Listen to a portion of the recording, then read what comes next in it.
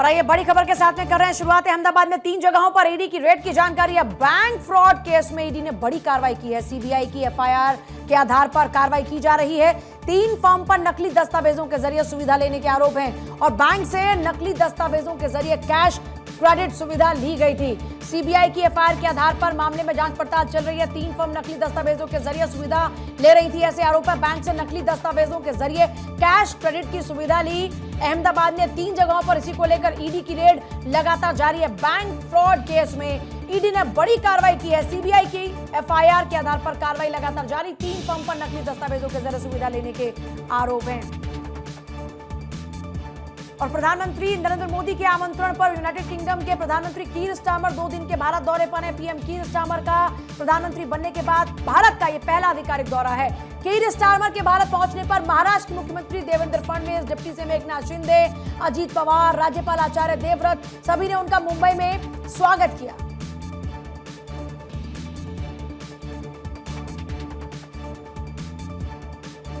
प्रधानमंत्री मोदी और कीर Starmer vision 2035 road map के तहत भारत ब्रिटेन व्यापक रणनीतिक साझेदारी की प्रगति की समीक्षा करेंगे। दोनों प्रधानमंत्री Bharat Britain comprehensive economic and trade agreement और अन्य वैश्विक क्षेत्रीय मुद्दों पर चर्चा करेंगे। अगले 10 सालों के लिए व्यापार, निवेश, तकनीक, रक्षा, सुरक्षा, जलवायु, ऊर्जा, स्वास्थ्य, शिक्षा और जनसंपर्क जैसे प्रमुख क्षेत्रों में सहयोग को और मजबूत बनाने पर ये पूरी बैठक रहेगी। तो वहीं 2 दिन की आधिकारिक यात्रा पर कीर स्टारमर हैं। प्रधानमंत्री नरेंद्र मोदी से उनकी मुलाकात होनी है। भारत ब्रिटेन के बीच कई अहम मुद्दों पर इस दौरान बातचीत होगी। जैसे कि हमने कहा, विजन 2035 को ध्यान में रखते हुए चर्चा की जाएगी। समग्र आर्थिक एवं व्यापारिक समझौते पर बातचीत होगी। ग्लोबल फिनटेक फेस्ट को संबोधित करेंगे दोनों नेता। बेहद खास उनका दौरा होने वाला है। और इसी के साथ आप देखें किस तरीके से विजन 2035 के तहत अगले 10 सालों का रोड मैप तैयार हो रहा है। दोनों देश अगले 10 सालों में अलग अलग क्षेत्र में सहयोग बढ़ाएंगे। व्यापार, निवेश, प्रौद्योगिकी और नवाचार पर फोकस रहेगा। और वहीं देखिए बात होगी अब कनाडा में फिर से कैसे लॉरेंस बिश्नोई गैंग ने कराई है फायरिंग। रेस्टोरेंट मालिक के 3 से 4 ठिकानों पर फायरिंग का दावा है। सोशल मीडिया पर लॉरेंस गैंग के गोल्डी ढिल्लन ने दावा किया रेस्टोरेंट मालिक पर कर्मचारियों को परेशान करने का आरोप है। तो आप लगातार देख रहे हैं कनाडा से खासतौर पर इस तरह की बहुत सारी तस्वीरें सामने आ रही हैं। और फिर से लॉरेंस बिश्नोई गैंग ने वहां पर फायरिंग कराई है। रेस्टोरेंट मालिक के 3 से 4 ठिकानों पर फायरिंग का दावा किया जा रहा है। सोशल मीडिया पर लॉरेंस गैंग के गोल्डी ढिल्लन ने यह दावा किया है। गोल्डी ढिल्लन ने इसी को लेकर एक पोस्ट भी किया जिसकी तस्वीरों को इस वक्त आप देख रहे हैं, जिसमें वो खुद इस बात का दावा कर रहा है कि 3 से 4 जगहों पर और फायरिंग कराई गई है। बड़ी बात यह है कि लॉरेंस गैंग का इस तरह का कारनामा कोई पहली दफा नहीं है। इससे पहले भी कई दफा इस तरह फायरिंग हो चुकी है। जो इंडियन वहां पर रेस्टोरेंट चलाते हैं उनके रेस्टोरेंट पर लगातार फायरिंग की जा रही है। और अब बिहार की बात करेंगे क्योंकि वहां पर सियासी पारा इस वक्त चरम पर है। बिहार चुनाव को लेकर एनडीए में अभी तक सीटों का बंटवारा नहीं हो पाया। एनडीए में आज सुबह से ही सीट शेयरिंग को लेकर हलचलें तेज हो चुकी हैं। दिल्ली में सीट फॉर्मूले पर बातचीत नहीं बनने के बाद शाम को पटना में एनडीए की बैठक होने वाली है और बैठक में सभी घटक दल से बातचीत कर सीट फॉर्मूले पर फैसला निकाले जाने की कोशिश होगी। लेकिन अनुमान यह कि बीजेपी और जेडीयू को 100 से ज्यादा सीटें मिल सकती हैं। वहीं चिराग पासवान की पार्टी को भी अहम हिस्सेदारी दी जा सकती है। खबरों की माने तो चिराग पासवान 40 सीटों से कम लड़ने पर मान नहीं रहे हैं। कल भी केंद्रीय मंत्री और एलजेपीआर प्रमुख चिराग पासवान की आवाज पर बीजेपी के बड़े नेता धर्मेंद्र प्रधान, बिहार बीजेपी प्रभारी विनोद तावड़े, मंत्री मंगल पांडे पहुंचे थे और लगभग बातचीत रही 45 मिनट की। लेकिन उसके बावजूद भी बातचीत किसी फाइनल मोड पर नहीं पहुंची और आज फिर से सीटों को लेकर पटना में मंथन हो जाएगा शुरू। वहीं सियासी गलियारों में चर्चा है कि एनडीए में सीट शेयरिंग को लेकर बातचीत चल रही है। अब चुनौतियां क्या है जरा ये भी आप समझिए। जीतन राम मांझी की पार्टी यानी कि हिंदुस्तानी आवाम मोर्चा ने 15 सीटों की मांग कर रखी है, जबकि चिराग 35 से 40 सीटें मांग रहे हैं। इसी के चलते सीट शेयरिंग पर काफी ज्यादा तनाव हो चुका है। पिछले चुनाव में एनडीए से अलग होकर चिराग पासवान की पार्टी ने जेडीयू प्रत्याशियों के खिलाफ अपना प्रत्याशी खड़ा किया था और इसका एनडीए को काफी ज्यादा नुकसान हुआ था। ऐसे में इस बार एनडीए चिराग पासवान को चुनाव से पहले नाराज करने का रिस्क नहीं लेना चाहती है। लेकिन दूसरी तरफ मांझी ने भी अपने बागी तेवर दिखाए हैं। तो वहीं देखिए किस तरीके से जीतन राम मांझी ने तो ये तक कह दिया है कि अगर उन्हें 15 सीटें नहीं दी गई तो वे 100 सीटों पर अकेले चुनाव भी लड़ सकते हैं। सर्वेश ज्यादा बातचीत के लिए हमारे सहयोगी जुड़ चुके हैं। सर्वेश, बहुत ज्यादा सियासी हलचल नजर आ रही है, लेकिन साथ ही साथ आप देखिए प्रेशर पॉलिटिक्स भी होती हुई यहां पर नजर आ रही है। जी बिल्कुल पूजा, देखिए जो हालात हैं वो काफ़ी दूभर हो गए हैं और निश्चित तौर पे चिराग पासवान को बीजेपी ने अब अल्टीमेटम दे दिया है ये एनडीए की तरफ से जो सीटें उनको ऑफर की गई हैं उस पर उनको चुनाव लड़ना है या नहीं लड़ना है वो शाम तक क्लियर करें। चिराग पासवान ने एक भावुक पोस्ट भी किया है और उन्होंने पिताजी को याद करते हुए लिखा, हालांकि आज रामविलास पासवान की पुण्यतिथि भी है, आज भी उन्होंने बोला है और बयान भी दिया है कि मेरे लिए आज जो दौर है वो काफ़ी कठिन दौर से हम गुजर रहे हैं और जब भी किसी कठिन दौर से गुजर रहे होते हैं तो हमको पिताजी की बातें याद आती हैं कि हार नहीं मानना चाहिए, लड़ना हो तो लड़ना चाहिए। ये बातें उन्होंने सोशल मीडिया पोस्ट पे भी लिखी हैं और इस पर उन्होंने आज बयान भी दिया है। तो एक तरह से कहा जाए तो चिराग पासवान कल भी जब पटना वो पहुँचे थे देर रात, तो उस वक्त भी पत्रकारों ने जब उनसे पूछा कि क्या हुआ सीट शेयरिंग पे, क्या बातें बनी या नहीं बनी, तो उन्होंने कहा कि अभी कुछ भी स्पष्ट नहीं है, बहुत जल्द बताया जाएगा। लेकिन उनके चेहरे पर तनाव दिखा और आज इस बात की तस्दीक भी हो गई है। जहां तक बात अगर एनडीए के दूसरे दलों की करें तो आज बीजेपी में एनडीए के घटक दलों के साथ एक बड़ी बैठक, लेकिन मांझी का यहाँ पर क्योंकि देखिए किस तरीके से वो कह रहे हैं कि 15 सीटें नहीं दी तो फिर 100 सीटों पर अकेले हम चुनाव लड़ेंगे, मुश्किलें खड़ी कर सकते हैं ये। देखिए मुश्किलें खड़ी कर सकते हैं, एनडीए से अगर बाहर जाएंगे तो खामियाजा मांझी को ही भुगतना पड़ेगा, क्योंकि 104 सीटों पे 2020 में वो चुनाव लड़ चुके हैं और वहाँ पे उन्होंने देखा है कि उनको कितनी सीटें वहाँ पे आई। जहाँ तक चिराग पासवान की बात करें तो 2020 में इन्होंने भी 100 से ज़्यादा सीटों पे चुनाव लड़ा था, वहाँ पे भी इनको देखने को मिला कि इन्होंने भले ही जेडीयू को 43 में समेटने में सफलता हासिल की, लेकिन इनके भी उम्मीदवार जीत नहीं पाए। तो एक तरह से कहा जाए तो भले ही ये लोग एनडीए से बाहर जाने की बात कर रहे हैं, प्रेशर पॉलिटिक्स कर रहे हैं, लेकिन जहाँ तक बात एनडीए की है तो जो दो बड़े घटक दल हैं, चाहे वो बीजेपी हो या जेडीयू हो, ये चाहती हैं कि 100 से अधिक सीटों पे चुनाव लड़े ताकि जो छोटे दलों की भूमिका है वो कम हो जाए। जब सरकार बनाने की बात आए तो उनकी उतनी ज़रूरत ना पड़े और बीजेपी और जेडीयू के पास इतने आंकड़े हों कि अपने बलबूते ये सरकार बना लें। ऑफर दिया जा रहा है, एमएलसी का पोस्ट ऑफर किया जा रहा है, राज्यसभा की सीटें आएंगी, आने वाली हैं, जब चुनाव खत्म होंगे उसके बाद उसका ऑफर दिया जा रहा है, लेकिन ये लोग अभी फिलहाल मानने को तैयार नहीं है। देखना होगा कि कब मानते हैं, कैसे मानते हैं, क्या यहाँ पर सुलह होती है। ठीक है सर्वेश, बहुत बहुत शुक्रिया आपका तमाम जानकारी देने के लिए। और वहीं कांग्रेस की केंद्रीय चुनाव समिति की आज होने वाली है बड़ी बैठक। जानकारी है सोर्सेस से कि आज दोपहर 2:30 बजे कांग्रेस की केंद्रीय चुनाव समिति की दिल्ली में बैठक होगी, जिसमें प्रदेश कांग्रेस के नेता वर्चुअली भाग लेंगे और ये बैठक बिहार चुनाव के लिए महत्वपूर्ण मानी जा रही है, जहां कांग्रेस इंडिया गठबंधन के हिस्से के रूप में सीमित सीटों पर लड़ रही है।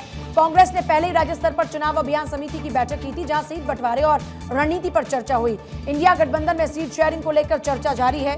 कांग्रेस को 58 सीटों के आसपास मिलने की संभावनाएं हैं। हालांकि अभी सीट बंटवारे को लेकर ऑफिशियल जानकारी सामने नहीं आई, लेकिन सोर्सेज के हवाले से जानकारी है कि सीडब्ल्यूसी की इसी बैठक में विधानसभा चुनाव उम्मीदवारों के नाम को लेकर चर्चा होगी और नामों पर अंतिम मुहर भी लग सकती है। हालांकि कांग्रेस ने अभी तक अपने गठबंधन सहयोगियों के साथ सीटों के बंटवारे को लेकर कोई भी ऑफिशियल घोषणा नहीं की है और इसीलिए यह बैठक प्रेशर पॉलिटिक्स भी मानी जा रही है, क्योंकि देखिए कांग्रेस ने बुलाई है सीईसी की बैठक और इस अहम बैठक की अध्यक्षता कांग्रेस अध्यक्ष मल्लिकार्जुन खड़गे करेंगे। बैठक में पार्टी के कई वरिष्ठ नेता और चुनाव समिति के सदस्य शामिल होंगे। लोकसभा में विपक्ष के नेता राहुल गांधी भी इस बैठक में ऑनलाइन जुड़ेंगे, जो इस समय दक्षिण अमेरिकी देशों की यात्रा पर हैं। बैठक में सोनिया गांधी, अधीर रंजन चौधरी, केसी वेणुगोपाल, इसके अलावा अमी याग्निक, उत्तम कुमार रेड्डी और टीएस सिंह देव जैसे प्रमुख नेता भी हिस्सा लेंगे। तो वहीं कांग्रेस की मीटिंग आरजेडी पर दबाव बनाने के लिए बताई जा रही है, जिस पर बीजेपी नेता नीरज सिंह ने तंज कसा है। सुनिए। भारतीय जनता पार्टी एक ऐसी पार्टी है कि हमेशा तैयार रहती है और तैयारी करने की आवश्यकता नहीं होती, क्योंकि हम लोग काम के नाम पर वोट मांगते हैं, विकास के नाम पर वोट मांगते हैं और हम लोग हर साल काम करते रहते हैं, 5 वर्ष काम करते हैं। एनडीए की सरकार पूरी मजबूती से बिहार का विकास करने का काम की है और हम विकास के मुद्दे पर जनता के बीच में जाएंगे और जनता से वोट मांगेंगे और हमें पूरा भरोसा है कि एनडीए पुनः भारी बहुमत से जीतेगी और 2025 का रिजल्ट जो होगा वो 225 के बराबर। कांग्रेस बिहार में महागठबंधन के तहत राष्ट्रीय जनता दल के अलावा सीपीआई, सीपीआई-एमएल जैसे वामपंथी दलों के साथ मिलकर चुनाव लड़ रही है और बिहार में 243 सीटों वाली विधानसभा के चुनाव में एनडीए और महागठबंधन के बीच बड़ा मुकाबला देखने को मिल सकता है। और चलिए अब आगे बढ़ते हुए बात करेंगे अगली खबर की, क्योंकि जयपुर में देर रात एक बड़ा सड़क हादसा हो जाता है। जयपुर अजमेर हाईवे पर एलपीजी सिलेंडर से भरा एक ट्रक था और एक केमिकल से लदा टैंकर, जिसमें आमने सामने से टक्कर हो जाती है और ये टक्कर इतनी जोरदार थी कि इसकी वजह से सिलेंडर वाले ट्रक में भयंकर ब्लास्ट हो जाता है। आवाज कई किलोमीटर तक सुनाई देती है। दोनों ट्रकों में आग फैल जाती है और कई किलोमीटर दूर तक ये आग की लपटें नजर आती है। धमाकों की गूंज सुनाई देती है। सिलेंडर के टुकड़े आसपास मौजूद गाड़ियों पर गिरे, जिससे लगभग दर्जन भर जो वाहन थे वो क्षतिग्रस्त हो गए और कई लोग घायल हुए। हादसा इतना भयंकर था कि टैंकर के ड्राइवर की मौके पर ही मौत हो गई। गनीमत रही कि सड़क पर आसपास मौजूद लोगों में से किसी की जान जाने की खबर नहीं है। हालांकि कई लोग इस दौरान में घायल बताए जा रहे हैं। हादसा जयपुर शहर से लगभग 70 किलोमीटर की दूरी पर दूदू इलाके में हुआ था। एक्सीडेंट की वजह से जयपुर अजमेर हाईवे पर 25 किलोमीटर लंबा जाम लग गया। हादसे की जानकारी मिलने के साथ ही मुख्यमंत्री भजनलाल शर्मा तुरंत एक्शन मोड में आ गए। उन्होंने डिप्टी सीएम प्रेमचंद बैरवा को तुरंत मौके पर भेजा और सीएम के आदेश पर घटनास्थल से शहर के प्रमुख अस्पताल तक के रास्ते को ग्रीन कॉरिडोर में तब्दील कर दिया गया। हादसे की सूचना मुझे मिली और उसके बाद मैं यहाँ आया और इसमें खड़े जो टैंकर था हमारा जो गैस सिलेंडर से भरा था, उसके पीछे वाली गाड़ी में आई और उसकी टक्कर मारी है और ये हादसा बड़ा दुखद हुआ। दो कंडक्टर ड्राइवर जो उस गाड़ी में बैठे थे उनको हॉस्पिटल ले गया। छोटे मोटे उसके घटना घायल हुए हैं। इस तरह की कोई जनहानि की सूचना अभी तक नहीं है। शुक्रिया ये है कि जनहानि की कोई सूचना अभी तक नहीं मिली है। एक ढाबा बना हुआ है एनएच पे, जिस पे कि ट्रक ड्राइवर्स रुकते हैं खाने पीने के लिए और वहाँ पे कुछ ट्रक्स ट्रेलर्स रुके हुए थे पहले से। उसी में जहाँ तक अभी हमें सूचना मिली है और जो यहाँ पे दिखाई दे रहा है उसके आधार पे एक एलपीजी गैस सिलेंडर का ट्रक भी खड़ा था रोड के किनारे और पीछे से एक टैंकर जिसमें अभी तक जानकारी के अनुसार केमिकल भरा हुआ था, उसने उसको हिट किया है। हिट करने के बाद उसमें आग लगी है, जिसमें कि सिलेंडर्स में आग लगी। सिलेंडर्स फटे भी हैं, काफ़ी सारे फटे हुए सिलेंडर्स यहाँ पे हैं और उसके बाद उस टैंकर में भी आग लग गई। तो अभी तक ये घटनाक्रम सामने आया है। अभी इसमें कोई हताहत होने की हमारे पास कोई पुख्ता जानकारी नहीं है। और वहीं हिमाचल प्रदेश के बिलासपुर जिले में एक दर्दनाक सड़क हादसा हुआ जब पहाड़ का एक हिस्सा टूटकर एक प्राइवेट बस पर आ गिरा। भीषण हादसे में 10 से ज्यादा लोगों की यानी आंकड़ा 16 कई यात्री घायल हो जाते हैं। मृतकों में एक ही शामिल बताया जा रहे हैं। ये दुर्घटना कल शाम लगभग 6:30 बजे के आसपास हुई थी। बताया जाता है कि प्राइवेट बस संतोषी घुमारवी जा रही थी। इसी दौरान भारी बारिश के बीच अचानक से पहाड़ टूटा, फिर मलबा और पत्थर बस की छत पर जा गिरे। हादसे के बाद बस में बैठी सवारियों पर सारा मलबा आ गिरता है। मौके पर चीख पुकार सी मच जाती है। पीछे आ रहे वाहन चालकों ने तुरंत पुलिस प्रशासन को सूचना दी। राहत दल स्थानीय लोग मौके पर पहुंचते 2 बच्चों को मलबे से सुरक्षित बाहर निकाला गया, अस्पताल पहुंचाया गया। हादसे में दोनों बच्चों की मां, 2 चचेरे भाई समेत 4 परिवार वालों की मौत हो गई। एनडीआरएफ की टीम भी राहत कार्यों के लिए मौके पर पहुंची और देर रात तक मलबे को हटाने का कार्य जारी रहा। बस थी अमरोतन से घुमारवी के लिए जा रही थी, तो 6:35 40 और 50 के बीच में ये हादसा हुआ है। जब ये बस गुजर रही थी तो पूरी पहाड़ी दरक के इस बस पे गिर गई, जिसके कारण लगभग 15 लोगों की डेड बॉडी मिली है और 2 लोग जो लाइव जिंदा बच्चे बचे हैं और एक बच्चे के जिसका नाम उम्र 7 साल है और नाम शायद राहुल बताया जा रहा है, उसकी सर्च जो है रात से चली हुई है। एनडीआरएफ, होमगार्ड, पुलिस वाले और स्थानीय लोग, स्थानीय पंचायत के। तो वहीं राष्ट्रपति, प्रधानमंत्री और मुख्यमंत्री ने इस हादसे पर शोक जताया है। पीएम मोदी की तरफ से लिखा गया, हिमाचल प्रदेश के बिलासपुर में हुए एक हादसे में हुई जान माल की हानि से दुखी हूं। इस कठिन समय में मेरी संवेदनाएं प्रभावित लोगों और उनके परिवारों के साथ है। घायलों के शीघ्र स्वस्थ होने की कामना करता हूं। प्रधानमंत्री राष्ट्रीय राहत कोष से प्रत्येक मृतक के परिजनों को 2-2 लाख रुपए की अनुग्रह राशि दी जाएगी। घायलों को 50,000 रुपए दिए जाएंगे। तो बिलासपुर बस हादसे पर पूर्व मुख्यमंत्री और हिमाचल प्रदेश विधानसभा में नेता प्रतिपक्ष जयराम ठाकुर ने भी दुख व्यक्त किया है। बीजेपी अध्यक्ष जेपी नड्डा, प्रदेश अध्यक्ष डॉक्टर राजीव बिंदल, पूर्व केंद्रीय मंत्री अनुराग ठाकुर, पूर्व मुख्यमंत्री जयराम ठाकुर, प्रोफेसर प्रेम कुमार धूमल, शांता कुमार, सांसद सुरेश कश्यप, कंगना रनौत ने गहरा शोक व्यक्त किया है। गृह मंत्री अमित शाह ने पोस्ट करते हुए लिखा है कि हिमाचल प्रदेश के बिलासपुर में भूस्खलन के कारण हुए बस हादसे से मन अत्यंत दुखी है। इस हादसे में जिन लोगों ने अपनों को खोया है उनके प्रति संवेदनाएं व्यक्त करता हूं। इस वक्त हमारे सहयोगी डॉक्टर थानेश्वर जुड़ चुके हैं हमारे साथ। डॉक्टर थानेश्वर, क्या वहां से फिलहाल अपडेट निकलकर सामने आ रहे हैं? भीषण यहाँ पर हादसा हो गया, 16 लोगों की जान चली गई। रेस्क्यू ऑपरेशन को लेकर क्या अपडेट है?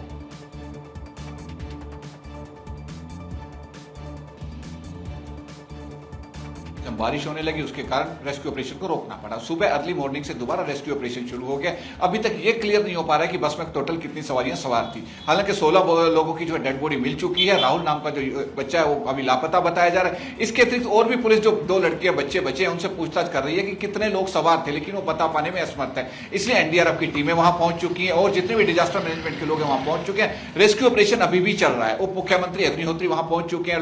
वो जो पीड़ित हैं, जिनके आके मरे हैं लोग, उनके घर जा रहे हैं, उनसे लोग संवेदना व्यक्त कर रहे हैं। इसके साथ साथ अगर प्रशासनिक अधिकारी पहले इस मामले को नसीहत ले लेते तो इस हादसे को रोका भी जा सकता था, क्योंकि 2 दिन पहले भी सेम जगह पर सेम पहाड़ी से पत्थर गिरे थे।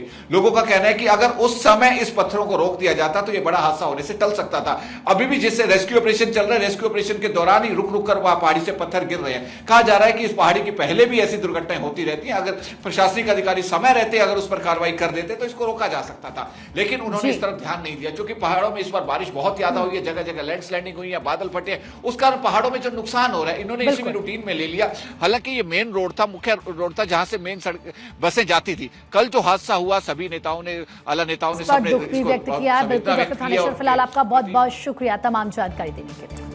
और देखिए, आज भारतीय वायुसेना अपना 93rd स्थापना दिवस मना रही है। गाजियाबाद के हिंडन एयरबेस पर एयरफोर्स की परेड और साहस और शौर्य का प्रदर्शन किया गया। इस साल के समारोह की थीम है भारतीय वायुसेना सक्षम, सशक्त, आत्मनिर्भर। इस साल का वायुसेना दिवस ऑपरेशन सिंदूर के वीर योद्धाओं को समर्पित है। इस मौके पर वायुसेना ने साहस शौर्य के लिए 97 जाबाजों को वीरता पुरस्कार भी बांटे। भारतीय वायुसेना दुनिया में 4थी सबसे बड़ी वायुसेना है। वायुसेना ने हर मुकाम पर सामर्थ्य और वीरता का उदाहरण प्रस्तुत करते हुए तिरंगे की आन और शान की हिफाजत की है। जहां हमारे पराक्रम ने सीमाओं को सुरक्षित रखा है और दुश्मन को उनकी जगह दिखाई है, वहीं हमारे हौसले और कौशल ने हर ज़रूरत पर हमारे नागरिकों का साथ देकर उनका विश्वास बढ़ाया है। हम न केवल आसमानों के रक्षक हैं, बल्कि राष्ट्र के अरमानों के संरक्षक भी हैं। इस शक्तिशाली, कुशल और प्रभावी सेना और इसके हर वायु योद्धा पर मुझे अत्यंत गर्व है। और देखिए, इंडियन एयरफोर्स का इतिहास गौरवशाली रहा। 1932 में भारतीय वायुसेना की स्थापना होती है। शुरू में इसका रॉयल इंडियन एयरफोर्स नाम था। यह नाम देश की आज़ादी तक बना रहा। जब आज़ादी के बाद एयरफोर्स के नाम से रॉयल शब्द को हटाया गया, फिर इसे भारतीय वायुसेना कहा जाने लगा। इंडियन एयरफोर्स ने देश की रक्षा में हमेशा महत्वपूर्ण भूमिका निभाई। संयुक्त राष्ट्र के साथ मिलकर भी शांति मिशन में खास रोल निभाया। दुनिया की टॉप वायुसेनाओं की रैंकिंग में इंडियन एयरफोर्स 4th नंबर पर है। तो वहीं भारतीय वायुसेना का अगर हम वाक्य की बात करें, देखिए किस तरीके से जो इस बार दिया गया है वाक्य भगवद गीता के 11वें अध्याय से ये मिला है। महाभारत के दौरान भगवान कृष्ण के अर्जुन को दिए गए उपदेश का एक अंश इसी वाक्य के साथ भारतीय वायुसेना अपने एक्शन को अंजाम देती है। इंडियन एयरफोर्स के पास 1700 से ज्यादा एयरक्राफ्ट और 1,40,000 से ज्यादा कर्मचारी काम कर रहे हैं। तो वहीं भारतीय वायुसेना के पास दुनिया के सबसे एडवांस फाइटर जेट में से एक सुखोई Su-30 MKI है, जिसे माइटी हंटर भी कहते हैं। इंडियन एयरफोर्स के पास गरुड़ कमांडो फोर्स भी है, जिसे counter terrorism, combat search and rescue और हॉस्टेज रेस्क्यू जैसे मिशंस के लिए तैयार किया गया है।